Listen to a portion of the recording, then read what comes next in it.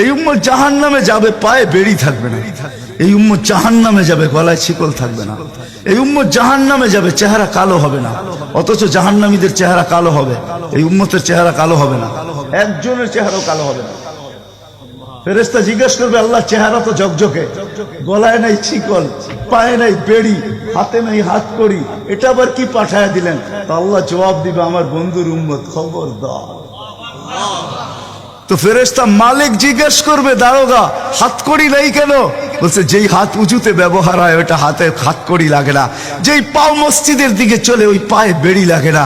যেই কপাল আমার কুদরতি পায়ে জীবনে একবারও আমাকে পাওয়ার জন্য ঠেকায়া দিছে, সেজদা করছে, ওই চেহারা কোনোদিন কালো হয় না, গলায় কোনোদিন চিকন লাগে না। 3 জায়গায় আগুন লাগাবে না, খবরদার। চেহারায়, হাতে, পায়ে, বাকি শরীরে লাগায়া দাও। আগুনকে যখন মালিক হুকুম দিবে ধরার জন্য, আল্লাহ আমাদেরকে শিখায় দিবে, স্মরণ করায় দিবে, আমরা কলেমা পড়তে থাকবো। আগুন আসবে আর যাবে, আসবে আর যাবে, ধরবে না। একবার, দুইবার, 3বার হবে। মালিক কোরা চার্জ করবে, লাঠি চার্জ করবে, ধরিস না কেন? তো আগুন বলবে, লাইসালি সুলতানুন আলা মান ক্বালা লা ইলাহা ইল্লাল্লাহ মুহাম্মাদুর রাসূলুল্লাহ। এই কলেমা যে পড়ে তাকে ধরার ক্ষমতা আমার নাই। তারপরে আল্লাহ নিজে কি করবে? ইমাম কুরতুবী রাহমাতুল্লাহ আলাইহি লেখছেন, ফাআমাতাল্লাহু মাউতাতান, আল্লাহ আমাদেরকে ঘুম পড়ায়া দিবে। মৌতের যেরকম ঘুমের দোয়া, মৌতের দোয়া আর ঘুমের দোয়া একই দোয়া। আমরা ঘুমের দোয়া পড়ি, আমুতু আহিয়া, আল্লাহ মরতে চললাম, কাল সকালে উঠাইলে উঠবো, না হলে আর কিয়ামতের আগে উঠবো না। তো ঘুমো মৌত, আল্লাহ ঘুম পড়ায়া দিবে। আজাব ঘুমের ভিতরে কমপ্লিট করে আল্লাহ বাহির করে নিয়ে নিবে। নবীর সুবাদে, নবীর সুবাদে। হায় হায় হায়, একটা পর্ব এরকমও আসবে, জানি না নারায়ণগঞ্জের মানুষ বুঝবে কি বুঝবে না। একটা পর্ব এরকমও আসবে নবীর সুবাদে, একটা পর্ব এরকমও আসবে নবীর সুবাদে, এরকম একটা পর্ব আসবে। আল্লাহ জিবরিলকে ডাইকা বলবে যে আরশের সাথে কান লাগাও। তো দেখবে যে আরশের সাথে কান লাগা একটা ক্ষীণ আওয়াজ আসতেছে, যেইখানতে বলতেছে, হান্নান মান্নান আনকিদনি, ও হান্নান মান্নান আমাকে বাঁচানা। তো জিবরিল বলবে, বড় ক্ষীণ আওয়াজ, হান্নান মান্নান বলে বাঁচাইতে বলতেছে। বলছে, জিবরিল দৌড়ে যাও, আমার বন্ধুর উম্মত আমাকে বাঁচানোর জন্য ডাকতেছে। জিবরিল যাবে দোজখের কাছে, মালিকের কাছে যাবে। মালিক লিস্টি দেখা বলবে, কেউ বাকি নাই, আখরাস তু, সবাইকে বাহির করে দিছি। ফিরে আসবে, আবার শোনাবে, আবার যাবে, আবার ফিরত আসবে। তৃতীয়বার এসে আল্লাহর ঠিকানা বলে দিবে, যাও দোজখের ওই অথই তলদেশে যায় দেখো, কয়লার মতো কয়লা হইতে হইতে পোকার রূপ ধরে গেছে, উপরে পড়ে আছে, ওইখানে যে কান লাগাও।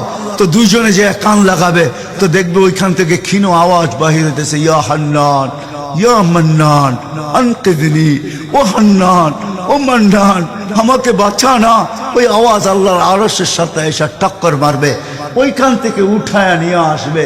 বলবে, আমার বন্ধুর উম্মত উঠায় নিয়ে আস, আমি ওয়াদা করছি আমার বন্ধুকে রাজি করে ছাড়বো, আমি ওয়াদা করছি লা ইউখজিহি ফি উম্মতিক, তার উম্মতের ব্যাপারে আমি কপালে ভাঁজ পড়তে দিব না।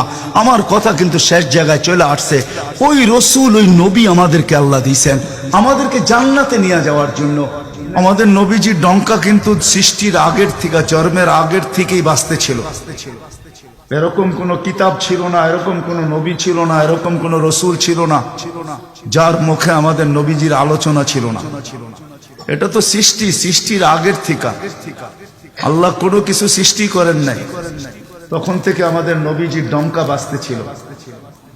আল্লাহ 2টা সেমিনার করছিলেন, যেরকম আজকে আপনাদের এখানে সেমিনার।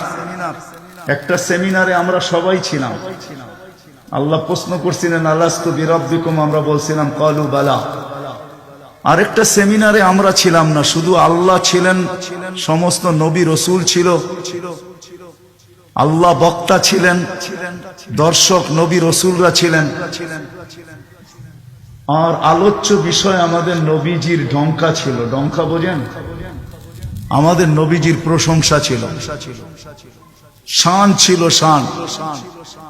আল্লাহ নিজেই কোরআনে আছে, আল্লাহ নবীদেরকে যখন সম্বোধন করতেছিলেন যে আমি তোমাদেরকে যখন কিতাব এবং হিকমত দিব, তারপরে আমার রসুল আসবে, তোমরা আমার রসুল উপরে ঈমান আনবে, আমার রসুলকে সাহায্য করবে।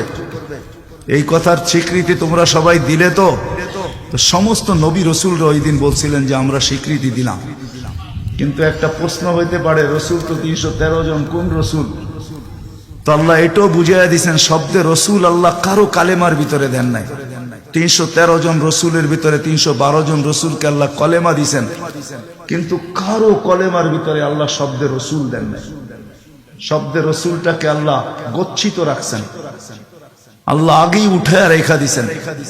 শুধু আমাদের নবীজির কালেমার ভিতরে আল্লাহ দিছেন লা ইলাহা ইল্লাল্লাহ মুহাম্মাদুর রাসূলুল্লাহ। নারায়ণগঞ্জ কেন, সারা দুনিয়ার কোনো আলেম বাহির করে দিতে পারবে না আমাকে যে কোন নবীর কলেমার ভিতরে এই রব শব্দে রসুল ছিল। তো আল্লাহ সেমিনার করছেন, এখনো অস্তিত্বই হয় নাই, এমন কি কোনো সৃষ্টি হয় নাই। সৃষ্টিরও 1000 বৎসর আগে থেকে আমাদের নবীজির ডোল আর ঢঙ্কা আল্লাহ বাজাইতেছিলেন। হ্যাঁ, মাসালুহুম ফিত তাওরাতি ওয়া মাসালুহুম ফিল ইনজিল। কোন কিতাব এরকম আসে নাই, কোন নবী রসুল এরকম আসে নাই যিনি আমাদের নবীজির ঢঙ্কা না বাজাইছেন। বুঝানোর জন্য বলতেছি, দানিয়াল আলাইহিস সালাম একজন নবী ছিলেন। উনি বুঝাইতে চেয়েছেন যে আল্লাহ আমাদেরকে কোন নবী দিছেন, কোন রসুল দিছেন আল্লাহ আমাদেরকে। আমরা কি পাইলাম আর তার সাথে আমরা কি ব্যবহার করতেছি বা কি ব্যবহার করলাম। ওই রসুল দিছেন আমাদেরকে আল্লাহ, যার হাতের ছোঁয়া না। দানিয়াল আলাইহিস সালাম জানতেন ওই রসুলের হাতের ছোঁয়া আমার নসিবে জুটবে না। তিনি আল্লাহর কাছে দোয়া করছেন, আল্লাহ আমি ওই রসুলের হাতের ছোঁয়া চাই না, কেননা এটা কবুল হবে না, কমসে কম ওই উম্মতের হাতের ছোঁয়া হইলো আমাকে দেন। উনি শুধু আমাদের হাতের ছোঁয়া চাইছেন, উম্মতের হাতের ছোঁয়া। আবু মুসা আশআরী রাদিয়াল্লাহু তাআলা আনহু থেকে রিওয়ায়াত আছেন যে আবু মুসা আশআরী রাদিয়াল্লাহু তাআলা আনহু সাহাবায়ে কেরাম ওনাকে কাফন পরায়া দাফন করছেন। মুসা আলাইহিস সালামের সামনে যখন আল্লাহ আল্লাহ রসুলের ঢঙ্কা বাজাইতেছিলেন, তো ফাতারাদাত তাওরাত, উনি তোমার কিতাবকে, যেই কিতাব আল্লাহ নিজের হাতে লেখছে ওটাকে সাইড করে দিয়া বলতেছে, আল্লাহ আমি নবী হইতে চাই না, আমাকে উম্মত বানায় দেন, যথেষ্ট। বুঝানোর জন্য বলতেছি, নবীর চেহারা দেখা তো দূরের কথা, উনি আল্লাহকে কোন পর্বে বলছিলেন, আল্লাহ এই উম্মতের চেহারা আমাকে একটু দেখায় দেন। তো আল্লাহ বলছে সম্ভব না, কেননা এই উম্মতকে আমি শোপিজে, এই উম্মত শোপিজ আমি শোকেজে সাজায় রেখা দিছি।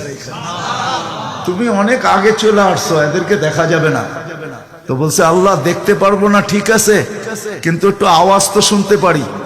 তখন আল্লাহ আমাদেরকে আহ্বান করছিলেন, ইয়া উম্মতা মুহাম্মদ। আহ্বান করতে দেরি, আমরা সাড়া দিতে দেরি করি নাই। আর আমাদের সাড়াটাও এমন শব্দ ছিল, মুসা আলাইহিস সালামকে তাক লাগায় দিয়েছেন। আমরা সাড়া দিছিলাম লাব্বাইক আল্লাহুম্মা লাব্বাইক লাব্বাইক ওয়া সাদাইক। আল্লাহ জিজ্ঞাসা করছে, মুসা কিরকম শুনলা? মা আসামিতু আহসানা মিনহু, এত সুন্দর আওয়াজ তো কোনোদিন শুনি নাই। তো বলছে আল্লাহ শুধু আওয়াজ না, এত সুন্দর বাক্যে কেউ, এত সুন্দর ভাষায় বর্ণ, এত সুন্দর ভাষা দিয়া কেউ জবাব দিতে পারে, এটাও আমার জানা ছিল না। এত সুন্দর ভাষায় জবাব, লাব্বাইক আল্লাহুম্মা লাব্বাইক লাব্বাইক ওয়া সাদাইক। আল্লাহ বলে, মুসা তোমার যখন পছন্দ হইলো, তাহলে শোনো, আজকের থেকে নির্ধারিত যে আমার ঘরের জিয়ারতে আসবে, উমরায় আসুক আর হজে আসুক, ইহরাম পরার পরে সর্বপ্রথম যে শব্দ ব্যবহার করবে, আমাকে ডাকবে, আজকের থেকে এই শব্দ শিরুধার্য। সে এই শব্দ দিয়ে আমাকে ডাকবে, লাব্বাইক আল্লাহুম্মা লাব্বাইক। আমাদের ডঙ্কা অনেক আগের থেকে বাজতে ছিল। চলেন আমি শর্টে আপনাদেরকে নিয়ে আসতেছি। আল্লাহর রসুলের একটা হলো জন্ম, জাত, তার অস্তিত্ব, আরেকটা হলো তার ক্যারিয়ার, তার জিন্দেগি, জীবন, আদর্শ। আল্লাহর রসুলের জন্ম, অস্তিত্বই একটা সুঘ্রাণ আর সুঘ্রাণ ছিল। আমেনার পেটে আসতে দেরি, তার শরীর ফুটা সুঘ্রাণ বাহির হইতে দেরি হয়। আমেনা যখন ঘরের থেকে বাহির হইতে পারতো না, কেননা আরবের প্রচলন ছিল বিধবা মহিলা কোনোদিন খুশবু লাগাইতে পারবে না, বিধায় আমেনা ঘরের থেকে বাহির হইতো না। কিন্তু বাহির না হইলে কি হবে, খুশবু তো আর কোনো জায়গায়